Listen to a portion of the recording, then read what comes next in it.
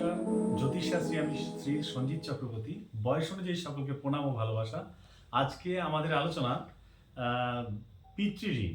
পিতৃঋণ সম্পর্কে কিছু আলোচনা করব এবং পিতৃঋণ পড়লে কি হয় বা পিতৃঋণ কেনই বা হয়।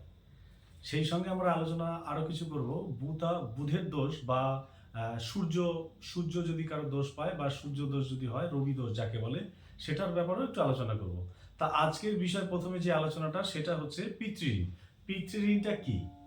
পিতৃঋণটা এটাই বোঝা যায় যে লাল কিতাব অনুযায়ী, জ্যোতিষশাস্ত্রের লাল কিতাব অনুযায়ী যদি ধরা হয় তখন দেখা যাবে শুক্র, বুধ এবং রাহু দ্বিতীয় এবং পঞ্চম বা নবম দ্বাদশ ঘরে যদি অবস্থান করে তখন তাকে পিতৃঋণ বলে থাকে। সেই পিতৃঋণ হলে কি হয়?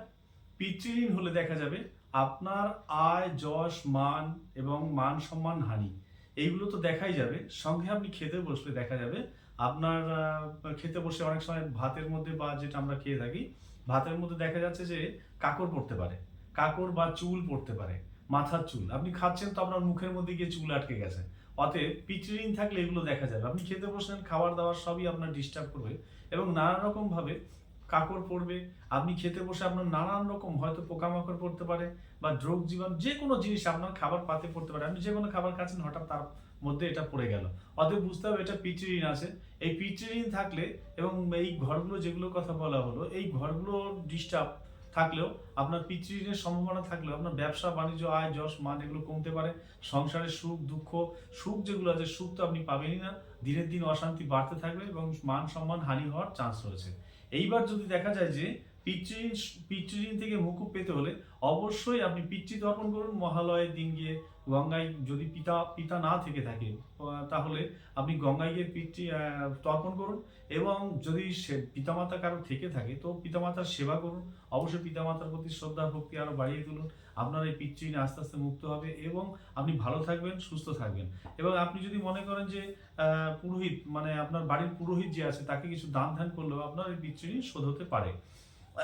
সেকেন্ড আসছি, যদি রবিকার সূর্য দোষ মানে রবি যদি দোষ পায়, সূর্য ভবিষ্যৎবাণী এবং প্রতিকারক। এই সূর্য যদি আপাতত ৯ নম্বর ঘরে আপনার বাস করে, ছকের ৯ নম্বর ঘরে যদি রবি বাস করে তাহলে আপনার সূর্য মানে সূর্য রবি যাই হোক, সূর্য যদি বাস করে তাহলে আপনার ডিস্টার্ব হতে পারে।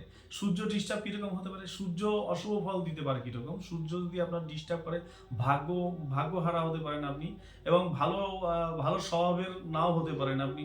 আপনার পারিবারিক ডিস্টার্ব থাকতে পারে, ভাই বোনের মধ্যে অশান্তি থাকতে পারে এবং ঝগড়াঝাঁটি দিনে দিন বাড়তেই থাকতে পারে এবং ঋণগ্রস্ত হতে থাকতে পারেন আপনি। মান সম্মান হানি বা মহিলা গোলযোগ নানান রকম সমস্যা থেকে জর্জরিত হতে পারেন। এবং সূর্য যদি অশুভ হয় আপনি দুর্বল প্রকৃতির হবেন এবং আপনি নিজের ভাই বোনের দ্বারা তাড়িত হবেন। নিজের ভাই বোন আপনাকে ডিস্টার্ব তৈরি করবে এবং জায়গা সম্পত্তি নিয়েও বাধাপ্রাপ্তি করবে আপনাকে এবং সরকারি চাকরির সুবিধা থেকে আপনি বঞ্চিত হতে পারেন। রবি যদি কারো খারাপ থাকে, সূর্য যদি কারো খারাপ থাকে, সে চাকরি তার নাও হতে পারে এবং পিতৃগণ থেকে এবং ভাই বোনের থেকে বিতাড়িত হতে পারেন। যে কোনো সমস্যার সমাধানে আপনি পড়তে পারেন।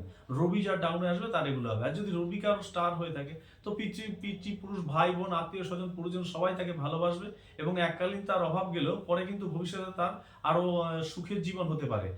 কোথাও থেকে টাকা আটকে আছে, সেই টাকাগুলো আপনার ঘরে ফিরতে পারে। সূর্য যদি আপনার খুব ভালো হয়, রবি যদি আপনার স্টার হয় তো আপনি যে কোনো ব্যাপারে গান বাজনা শিখুন বা আপনি আবৃত্তি করুন, নাটক করুন, ডাক্তারি করুন, অ্যাস্ট্রোলজি যাই করুন না কেন আপনার সম্ভাবনা থাকবে। যাদের কাছে আপনি টাকা পেতেন, আপনি আশায় ছেড়েই দিয়েছিলেন যে আপনার টাকা পাওয়ার কোনো যোগ নেই, আপনি সেই টাকাও ফেরত পেয়ে যেতে পারেন রবি যদি আপনার স্টার হয়। এবং এই রবি যদি আপনার খারাপ থাকে, এই রবিকে চাঙ্গা করার জন্য, রবিকে সুস্থ করার জন্য এবং রবিকে শক্ত করার জন্য আপনাকে কি করণীয় আছে? রূপোর সামগ্রী দান বা উপহার হিসেবে কাউকে দান করতে পারেন।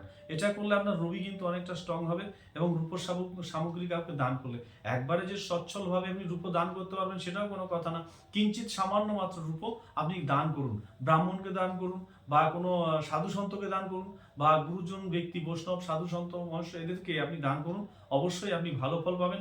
এবং পূর্বপুরুষের যদি সে দান ধ্যান নাও করতে পারেন, পূর্বপুরুষের যে বাসনপত্র রয়েছে, পূর্বপুরুষরা যেগুলো ব্যবহার করে এসছে, দেখা গেল অনেকের পেতলের বাসনপত্র হতে পারে, রূপোর বাসনপত্র হতে পারে, বেশি কিছু না থাকলেও থালা বাসন যাই থাক না কেন, গুরুজনদের সেই বাসনপত্রগুলো আপনারা ব্যবহার করুন। রবি আবার আপনার স্ট্রং হয়ে যাবে। এবং যদি তা প্রচণ্ড রাগ বা কোমর বা স্বভাব বর্জন করতে হয়, বর্জন করুন। খুব তেজ রাগ এগুলো বর্জন করুন, তাহলে আপনি সুখে থাকবেন এবং রবি আপনার সঙ্গ দেবে, আয় যশ মান আরও বেড়ে যাবে। আজকে ভিডিও এই পর্যন্তই করছি। যদি আপনাদের ভালো লাগে অবশ্যই আপনারা লাইক করুন, শেয়ার করুন। এরপরে নেক্সট ভিডিও আমি আবার পাঠাচ্ছি আপনাদেরকে। আপনারা দেখুন, যদি ভালো লাগে, যদি কারো কুষ্টি বিচার হয়, ছক বিচার যাই করতে চান না কেন, আপনারা যোগাযোগ করুন। টোটকা যাই হোক, আমি আপনাদের শর্টে দিতে পারি। ভালো সুস্থ থাকুন, ভালো থাকুন। নমস্কার।